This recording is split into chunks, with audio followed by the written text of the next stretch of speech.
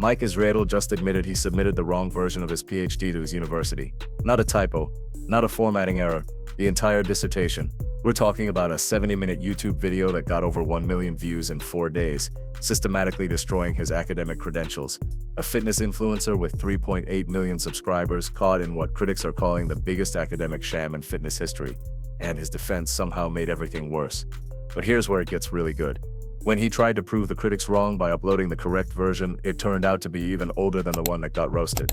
His own university had to restrict access to his dissertation from public view.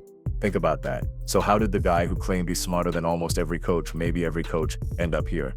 Let's rewind to 2012 when Mike Israetel was building an empire on one thing: credibility. Mike Israetel wasn't just another fitness bro with a camera. He had the PhD, the science, the academic backing that separated him from everyone else shouting about gains on YouTube. He co-founded Renaissance Periodization, turning evidence-based training into a business that now pulls in $20 to $30 million annually. Profit margins above 50%. The app costs $34.99 per month, $300 for the yearly subscription. By July 2024, his channel was approaching 4 million subscribers. He'd gained 2 million subscribers in 2024 alone, videos pulling hundreds of thousands of views, React content, training breakdowns, calling out fake natties, and that PhD from East Tennessee State University in 2013, that was his crown. Dr. Mike, the scientist in a world of bro science. Fast forward to September 30th, 2025. A law student named Solomon Nelson drops a video titled Mike Israetel's PhD, the biggest academic sham in fitness, 70 minutes long, and he brought receipts. Nelson went through Israetel's dissertation line by line. Hundreds of grammatical errors, spelling mistakes everywhere, formatting that looked like it came from someone who'd never seen an academic paper. But the real problem wasn't the typos, it was the data. Standard deviations that would require athletes to have negative ages, body measurements that were physically impossible, tables filled with numbers that just didn't add up. And here's the kicker. The dissertation kept saying its findings corroborate existing research and were well supported in the literature. Translation: I didn't discover anything new, which is kind of a requirement for a PhD. Mike's first response? Radio silence on the specifics. Just a vague Instagram post about not giving negative criticism attention. He called it his 12-year-old dissertation with plenty of errors. Fans weren't buying it. This wasn't some minor formatting issue. This was the foundation of his entire brand credibility getting demolished in real time. So Mike went on Dr. Milo Wolf's podcast with a new defense. The plot twist everyone was waiting for. Solomon Nelson had reviewed the wrong version. Just a rough draft that somehow ended up in the university system. Milo Wolf confidently uploaded what they believed was the correct dissertation. Problem solved, right? Wrong. The version Wolf uploaded was even older than the one Nelson destroyed. Not the final draft. Not even close. An earlier rough version that made the whole situation exponentially worse. October 7, 2025. Mike posts a full mea culpa on Instagram. All caps for emphasis. Pure negligence. 100% on me. His explanation? He accidentally submitted the wrong draft to the graduate school in 2013. Never double-checked which files were which before Milo posted them. The dissertation currently in the university portal was incorrect, and his assumption about having the right file was also wrong. Or Greg Doucette, his longtime rival, asked the obvious question. If you spent 8 years getting a PhD, do you really think you're going to be so careless? East Tennessee State University responded by restricting public access to the dissertation. Gone from the repository, hidden from view. That's not the move you make when everything's fine. Mike created a 2025 corrected document based on Nelson's helpful edits, essentially letting a law student fix his PhD thesis 12 years after the fact. And honestly, are we even shocked? Because the PhD scandal wasn't happening in a vacuum. This was just the final domino in a year of self-inflicted damage. Let's talk about July 8, 2024. Mike goes on the Checkup with Dr. Mike podcast, and he says something that nobody was ready for. I think about violence all the time. Not in the tough guy motivational way, in the my steroid use is destroying my mental health way. His exact words: anxiety like you would not believe. All I feel is rage and frustration and anger and anxiety. That's my daily life. He described looking at a beautiful pond in Michigan knowing he should feel something, but experiencing only that fog. An inability to perceive a broad spectrum of positive human emotion. Just rage on repeat. Greg Doucette released videos expressing genuine concern, pointing out physical signs like convex nail beds and varicose veins around the abdomen. His message was simple: quit before it's too late. But wait, it gets even worse. July 13, 2024, Mike competes at the NPC Northeast competition. his shot at an IFBB pro card, the validation he'd been chasing for years. He gets eliminated. Not because his physique wasn't good enough. Insufficient tanning. Let that sink in. All those months of prep. The steroids. The mental health struggles. The money spent. And he gets knocked out because he wasn't dark enough. He had to discontinue halotest in 5 days in a peak week. Cortisol levels were alarming. Roid rage was getting out of control. By July 29th, he announced his retirement from competitive bodybuilding. His reasoning? Competing costs me money and makes me no extra money. I literally pay to do it. Doucette's assessment was brutal, but accurate. At 5'6" and 225 pounds, Mike was massive.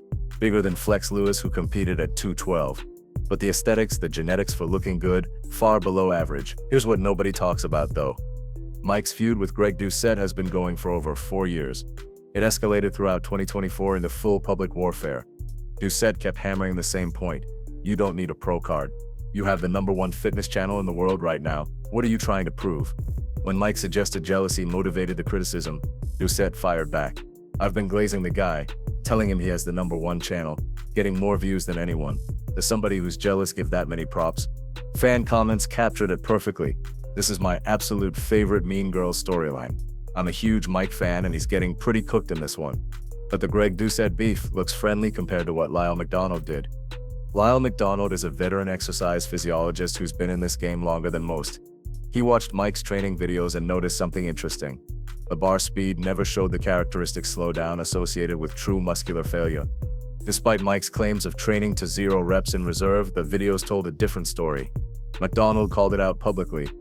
Mike's response: personal attacks, emotional outbursts, everything except actual scientific discourse. McDonald's assessment was devastating. Mike would make a good politician. He has the incredible ability to speak for 10 minutes, avoid the actual question being asked, and make people think he said something relevant. Meanwhile, the channel metrics started telling their own story. Renaissance Periodization lost 10,000 subscribers in a single day on November 30th, 2025. Monthly subscriber growth dropped to negative 0.36%. Engagement rate sits at 5.5%, rated very low. For context, Mike gained approximately 2 million subscribers in 2024 alone, taking the channel from 2.25 million to over 3 million. That momentum just stopped. The business is still printing money, 20 to 30 million annually with 50% profit margins. But the Trustpilot rating for the RP Hypertrophy app, 2.8 out of 5. Complaints about cancellation difficulties. Stories of paying $800 for coaching that delivered non-personalized Excel spreadsheets. The app costs more than most people's gym memberships. And that brings us back to the arrogance problem, Mike once said. I'm both on a raw IQ scale smarter than almost every coach, and I know more about physiology and body responses than they do.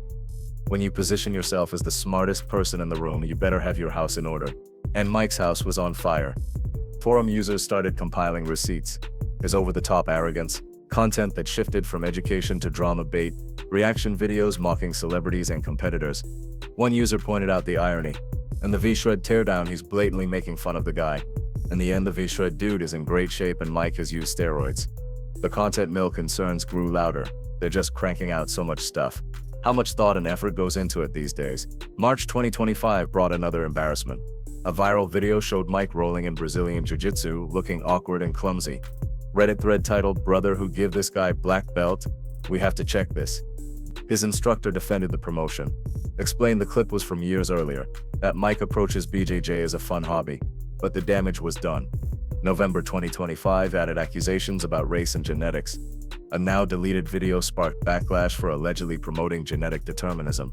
YouTuber Scientific Snitch released a response video in August. More criticism followed in November. Even his take on cupping therapy became controversial in May 2024. Mike declared it has neither evidence nor any physiological rationale that real scientists can think of. Fans pushed back with personal testimonials. One user summed it up.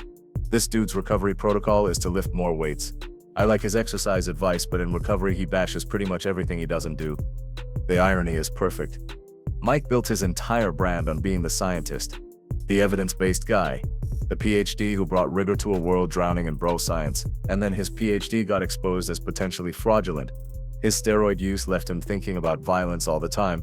His competition dreams ended over tanning. His feuds made him look petty. His arrogance aged like milk. Because Mike Israetel is extremely cocky and frequently criticizes other people in his space, lots of people dislike him. The video about his PhD being questionable thus went viral and got millions of views. For a brand built on intellectual superiority, that's devastating. What's fascinating is the pattern of self-inflicted wounds. Each response made things worse. The dismissive Instagram post, the wrong draft defense that backfired spectacularly, the admission of pure negligence. The man who claimed to be smarter than almost every coach couldn't verify which version of his own dissertation was correct. So what's next for Mike Israetel? The business will probably survive. $20 million revenue streams don't disappear overnight. Some fans will stick around, others have already moved on. But that credibility foundation, cracked beyond repair. You can't unring that bell. The PhD scandal broke something that money can't fix. What do you think Mike should do to rebuild his reputation? Can someone recover from this kind of academic scandal? Let me know in the comments. And if you want more stories about fitness influencers whose empires came crashing down, hit that subscribe button, because the fitness industry drama never stops.